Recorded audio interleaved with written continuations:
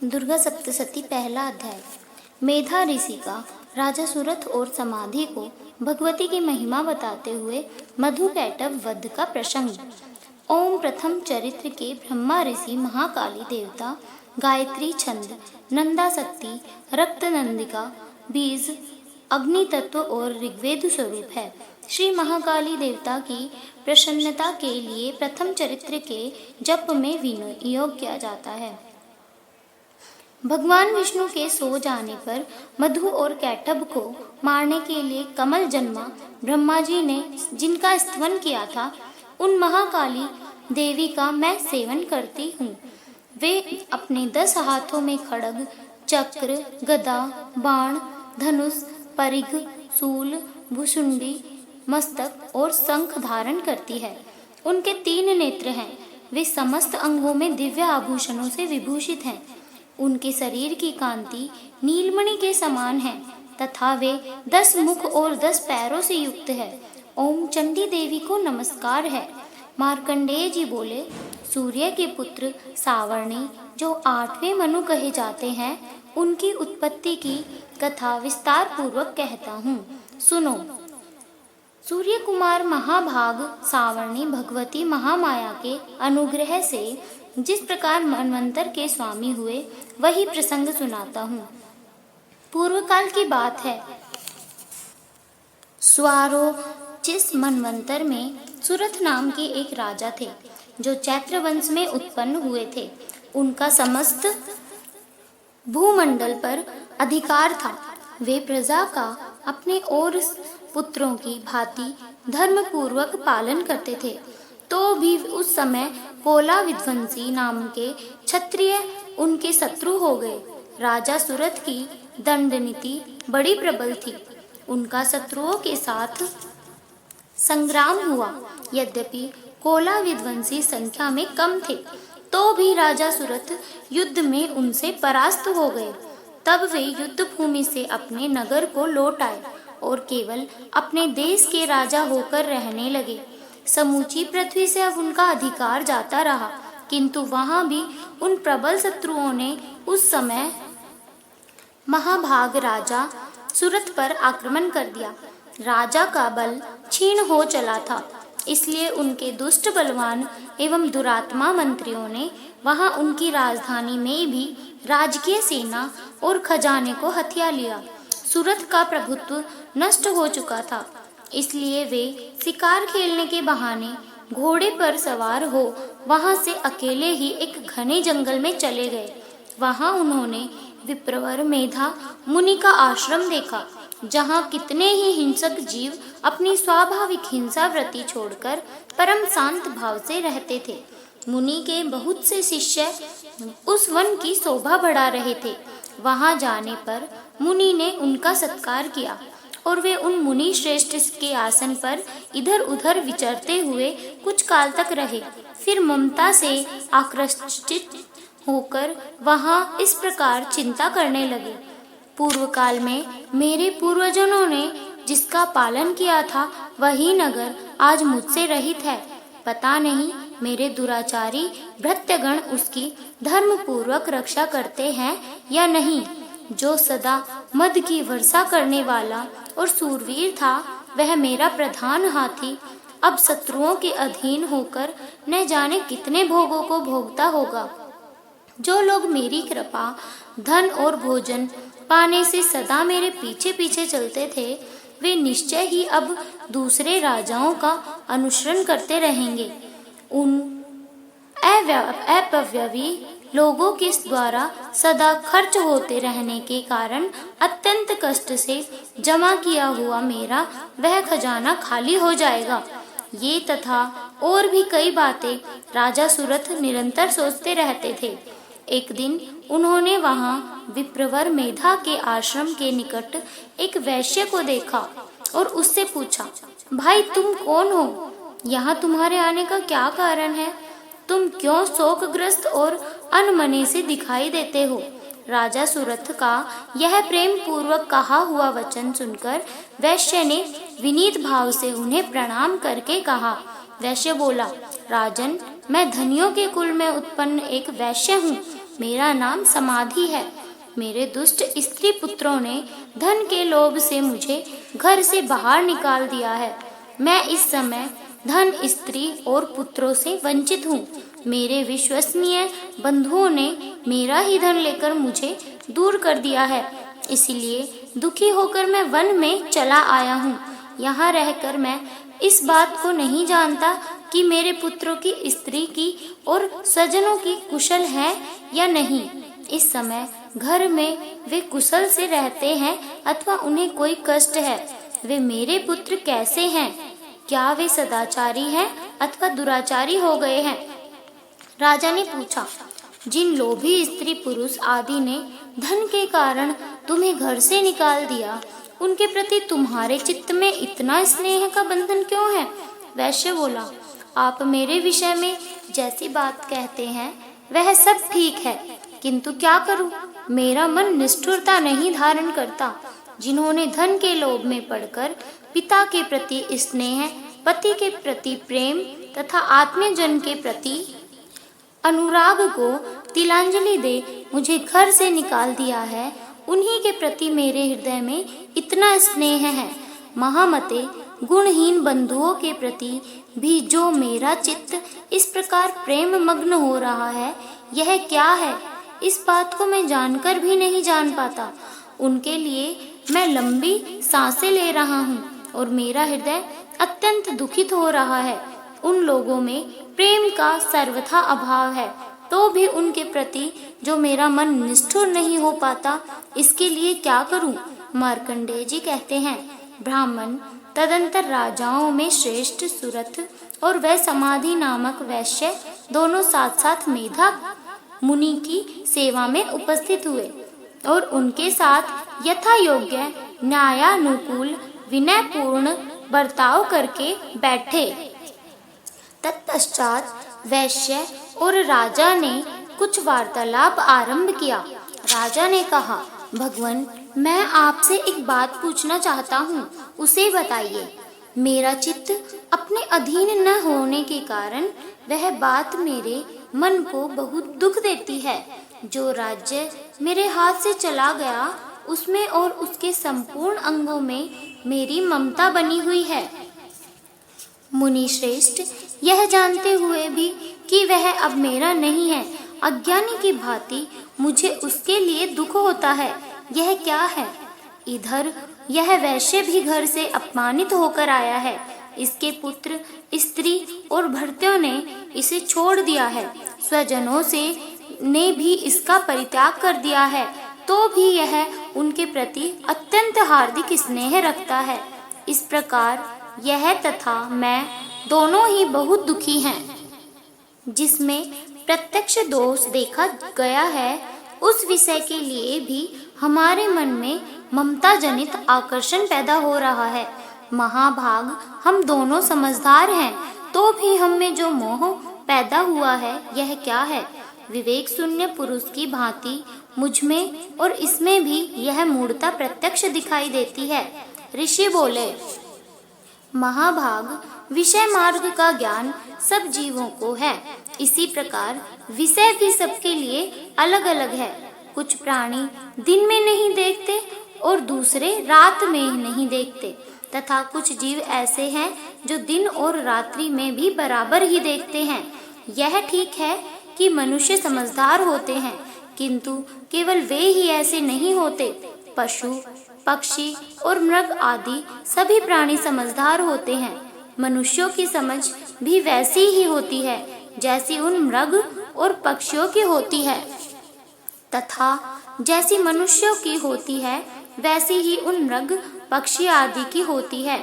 यह तथा अन्य बातें भी प्राय दोनों में समान ही हैं। समझ होने पर भी इन पक्षियों को तो देखो, ये स्वयं भूख से पीड़ित होते हुए भी मोहवश बच्चों की चोंच में कितने चाव से अन्न के दाने डाल रहे हैं। नरश्रेष्ठ, क्या तुम नहीं देखते कि ये मनुष्य समझदार होते हुए भी लोभवश अपने किए हुए उपकार का बदला पाने के लिए पुत्रों की अभिलाषा करते हैं? यद्यपि उन सब में समझ की कमी नहीं है, तथापि वे संसार की स्थिति, जन्म मरण की परंपरा बनाए रखने वाले भगवती महामाया के प्रभाव द्वारा ममतामय भंवर से युक्त मोह के गहरे गर्त में गिराए गए हैं। इसीलिए इसमें आश्चर्य नहीं करना चाहिए। जगदीश्वर भगवान विष्णु की योग निद्रा रूपा जो भगवती महामाया है, उन्हीं से यह जगत मोहित हो रहा है। वे भगवती महामाया ज्ञानियों के भी चित्त को बलपूर्वक खींचकर मोह में डाल देती हैं। वे ही इस संपूर्ण चराचर जगत की सृष्टि करती हैं तथा वे ही प्रसन्न होने पर मनुष्यों को मुक्ति के लिए वरदान देती हैं। वे ही पराविद्या, संसार बंधन और मोक्ष की हेतुभूता सनातनी देवी तथा संपूर्ण ईश्वरों की भी अधीश्वरी हैं। राजा ने पूछा, भगवान जिन्हें आप महामाया कहते हैं, वे देवी कौन हैं? ब्राह्मण, उनका आविर्भाव कैसे हुआ तथा उनके चरित्र कौन कौन हैं? ब्रह्मवेताओं में श्रेष्ठ महर्षि उन देवी का जैसा प्रभाव हो, जैसा स्वरूप हो और जिस प्रकार प्रादुर्भाव हुआ हो, वह सब मैं आपके मुख से सुनना चाहता हूँ। ऋषि बोले, राजन, वास्तव में तो वे देवी नित्य स्वरूपा ही हैं। संपूर्ण जगत उन्हीं का रूप है तथा उन्होंने समस्त विश्व को व्याप्त कर रखा है। तथापि उनका प्राकट्य अनेक प्रकार से होता है, वह मुझसे सुनो। यद्यपि वे नित्य और अजन्मा हैं, तथापि जब देवताओं का कार्य सिद्ध करने के लिए प्रकट होती हैं, उस समय लोक में उत्पन्न हुई कहलाती हैं। कल्प के अंत में जब संपूर्ण जगत एकांत में निमग्न हो रहा था और सबके प्रभु भगवान विष्णु शेषनाग की सैया बिछाकर योग निद्रा का आश्रय ले सो रहे थे, उस समय उनके कानों के मैल से दो भयंकर असुर उत्पन्न हुए, जो मधु और कैटभ के नाम से विख्यात थे। वे दोनों ब्रह्मा जी का वध करने को तैयार हो गए।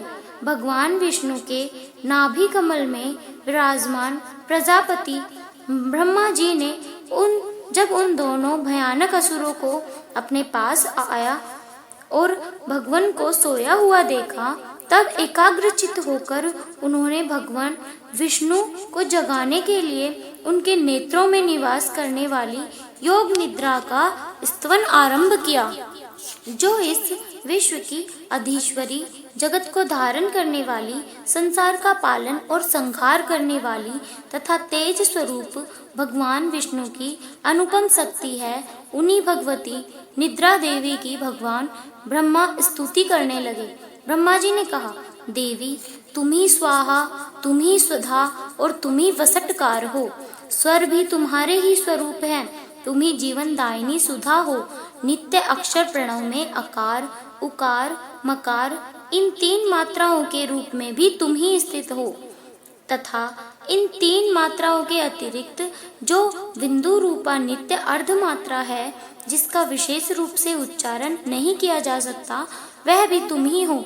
देवी तुम ही संध्या, सावित्री तथा परम जननी हो। देवी तुम ही इस विश्व ब्रह्मांड को धारण करती हो। तुमसे ही इस जगत की सृष्टि होती है, तुम ही से इसका पालन होता है और सदा तुम ही कल्प के अंत में सबको अपना ग्रास बना लेती हो। जगन्मयी देवी, इस जगत की उत्पत्ति के समय तुम सृष्टि रूपा हो, पालन काल में स्थिति रूपा हो तथा कल्पांत के समय संहार रूपा धारण करने वाली हो। तुम ही महाविद्या, महामाया, महामेधा, महास्मृति, महामोह रूपा, महादेवी और महासुरी हो। तुम ही तीनों गुणों को उत्पन्न करने वाली सबकी प्रकृति हो। भयंकर काल रात्रि, महारात्रि और मोहरात्रि भी तुम ही हो। तुम ही श्री, तुम ही ईश्वरी, तुम ही ह्री और तुम ही बोध स्वरूपा बुद्धि हो। लज्जा, पुष्टि, तुष्टि, शांति और क्षमा भी तुम ही हो। तुम खड्ग धारिणी, शूल धारिणी, घोर रूपा तथा गदा, चक्र, शंख और धनुष धारण करने वाली हो। बाण, भुशुंडी और परिघ ये भी तुम्हारे अस्त्र हैं। तुम सौम्य और सौम्यतर हो। इतना ही नहीं, जितने भी सौम्य एवं सुंदर पदार्थ हैं उन सब की अपेक्षा तुम अत्यधिक सुंदरी हो। पर और अपर सबसे परे रहने वाली परमेश्वरी तुम ही हो। सर्वस्वरूपे देवी, कहीं भी सत असत रूप जो कुछ वस्तुएं हैं और उन सब की जो शक्ति है वह तुम ही हो। ऐसी अवस्था में तुम्हारी स्तुति क्या हो सकती है? जो इस जगत की सृष्टि, पालन और संहार करते हैं, उन भगवान को भी जब तुमने निद्रा के अधीन कर दिया है, तब तुम्हारी स्तुति करने में यहाँ कौन समर्थ हो सकता है? मुझको, भगवान शंकर को तथा भगवान विष्णु को भी तुमने ही शरीर धारण कराया है, अतः तुम्हारी स्तुति करने की शक्ति किसमें है? देवी, तुम तो अपने इन उदार प्रभाव से ही प्रशंसित हो। ये जो दोनों दुर्धर्ष असुर मधु और कैटभ हैं, इनको मोह में डाल दो और जगदीश्वर भगवान विष्णु को शीघ्र ही जगा दो। साथ ही इनके भीतर इन दोनों महान असुरों को मार डालने की बुद्धि उत्पन्न कर दो। ऋषि कहते हैं, राजन, जब ब्रह्मा जी ने वहाँ मधु और कैटभ को मारने के उद्देश्य से भगवान विष्णु को जगाने के लिए तमोगुण की अधिष्ठात्री देवी योग निद्रा की इस प्रकार स्तुति की, तब वे भगवान के नेत्र, मुख, नासिका, बाहु, हृदय और वक्ष स्थल से निकलकर अव्यक्त जन्मा ब्रह्मा जी की दृष्टि के समक्ष खड़ी हो गई। योग निद्रा से मुक्त होने पर जगत के स्वामी भगवान जनार्दन उस एकार्ण के जल में शेषनाग की सैया से जाग उठे। फिर उन्होंने उन दोनों असुरों को देखा। वे दुरात्मा मधु और कैटभ अत्यंत बलवान तथा पराक्रमी थे। क्रोध से लाल आंखें किए ब्रह्मा जी को खा जाने के लिए उद्योग कर रहे थे। तब भगवान श्री हरि ने उठकर उन दोनों के साथ 5000 वर्षों तक केवल बाहु युद्ध किया। वे दोनों भी अत्यंत बल के कारण उन्मत्त हो रहे थे। इधर महामाया ने भी उन्हें